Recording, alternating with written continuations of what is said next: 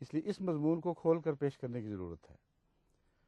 ہم جو سمجھتے ہیں وہ یہ ہے کہ حضرت اقدس محمد رسول اللہ کے بعد کوئی آزاد نبی نہیں آ سکتا، ضرورت رہے گی تو امت میں سے اللہ پیدا فرمائے گا،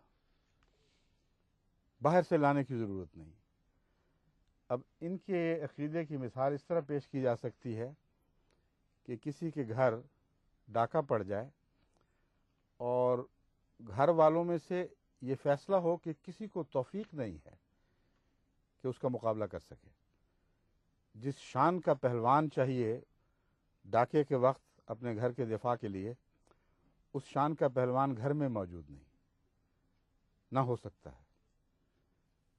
پرانا ایک پہلوان بچا کے رکھا جائے، اسے ہمسائے سے اٹھا کر اس گھر میں پہنچا دیا جائے اور کہا جائے دیکھو کیسی شان ہے کہ نبوت بند، یعنی ان معنوں میں یہ بات بنے گی، نبوت بند تھی، محمد رسول اللہ کی امت کو ضرورت تو پڑنی تھی اور پڑ گئی۔ خدا نے یہ کیا کہ چلو بند کر دی تھی تو میں پھر باہر سے لے آتا ہوں۔ یہ بچگانہ خیال شان مصطفی کو ظاہر نہیں کرتا، بلکہ حضرت اقدس محمد مصطفیٰ صلی اللہ علیہ وآلہ وسلم کی توہین کرنے والا عقیدہ یا خیال ہے۔ بس دوسرا سوال یہ اٹھتا ہے، آخری نبی والی بات جوڑنے کی ہے کہ عیسیٰ جب آئیں گے دوبارہ تو یہ بحث الگ ہے کہ پہلے بنے تھے یا بعد میں بنے تھے۔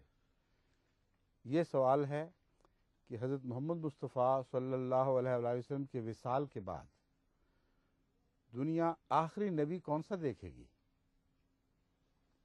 جب ہم کسی کے آخری کی بحث کیا کرتے ہیں تو اس کی پیدائش سے نہیں کیا کرتے، کون سب سے بعد میں پیدا ہوا۔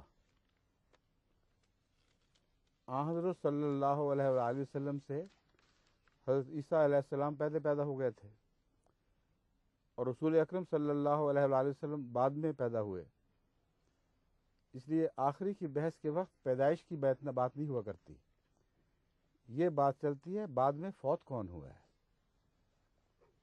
کسی گھر میں کچھ بچہ پیدا ہوتا ہے، جوانی میں ہی یا بچپن ہی میں فوت ہو جاتا ہے اور وہ اس کے بعد زندہ رہتا ہے اور لمبی عمر پا کے مرتا ہے، تو کیا کہیں گے آخری کون تھا؟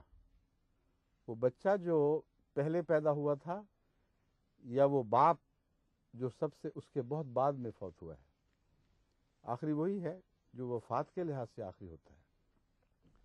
بس ان کے اس عقیدے پر اگر کوئی جائز عقلی اعتراض پڑتا ہے تو یہ پڑتا ہے کہ حضرت عیسیٰ علیہ السلام پہلے پیدا ہو گئے، پہلے نبوت مل گئی، لیکن حضرت محمد مصطفیٰ صلی اللہ علیہ وآلہ وسلم بعد میں پیدا ہونے کے بعد حضرت عیسیٰ کی زندگی ہی میں اپنی نبوت کا دور، یعنی زندگی کا نبوت کا دور ختم فرما کر حضرت باری کے حضور حاضر ہو گئے، رسول اپنے مولا کے حضور حاضر ہو گئے، اور ایک رسول زندہ رہا۔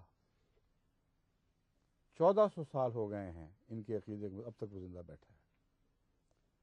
اس نے محمد رسول اللہ علیہ وسلم کو نعوذ باللہ پیدا ہوتے بھی دیکھا اور وفات پاتے بھی دیکھا۔ تو مورخ جب بات کرے گا تو وہ یہ کرے گا کہ آخری نبی جو دنیا سے گزرا ہے، آخری نبی جس کو دنیا نے نبوت کرتے دیکھا ہے، وہ عیسیٰ علیہ السلام تھے۔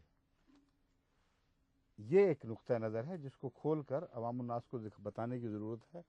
مولوی تو نہیں سمجھتے بات کو، ضد کر کے بیٹھے ہوئے ہیں، لیکن عامت المسلمین جو سادہ صاف ستھری عقل رکھتے ہیں ان کو یہ بات فوراً سمجھ آ جاتی ہے، آ جانی چاہیے۔ بس دوسرا سوال یہ ہے کہ حضور اکرم صلی اللہ علیہ وآلہ وسلم کے بعد نبوت کرنے والا ایک شخص آیا جس نے نبوت کی۔ سوال یہ ہے کہ اگر امت میں سے پیدا ہو جاتا اور نبوت کرتا تو پھر کیا اعتراض تھا؟ جب ضرورت تھی تو اندر سے کیوں نہ پوری کر دی اللہ تعالیٰ نے؟ کیوں امت ان فیوز سے محروم رہی؟ باہر سے لانے کی کیا ضرورت پیش آئی؟ اور پھر جب تمام گزشتہ بزرگ علماء ختم نبوت کا یہ معنی سمجھتے ہیں کہ امت محمدیہ سے باہر کسی دوسری شریعت والا نبی نہیں آئے گا، اور محمد رسول اللہ صلی اللہ علیہ وسلم سے کی غلامی سے فیض پا کر پیدا ہونے کی بجائے کسی اور کا فیض پا کر نبی نہیں بن سکتا. جب یہ کہا جاتا ہے تو کہتے ہیں اسی لیے اس کو پرانی امت سے نکال کر محمد رسول اللہ علیہ وسلم کی امت میں شامل کیا جائے گا. وہ امتی ہوگا, غلام ہوگا, اس لیے اعتراض نہیں اٹھتا.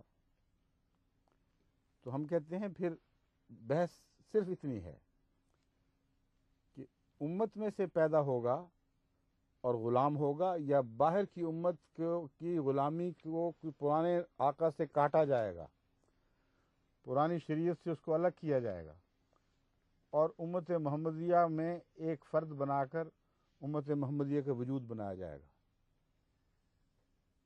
بحث صرف یہ ہے. ان دونوں میں سے کون سی بات بہتر دکھائی دیتی ہے, کون سی زیادہ معقول ہے؟ باہر سے لا کر امت میں داخل کرنا, یا امت محمدیہ میں محمد رسول اللہ کے فیض سے, آپ کی غلامی سے اس مرتبے کو پا جانا کہ خدا تعالیٰ امت محمدیہ کی اصلاح اور تجدید کے لیے اس شخص کو نبوت پر مبعوث فرمائے.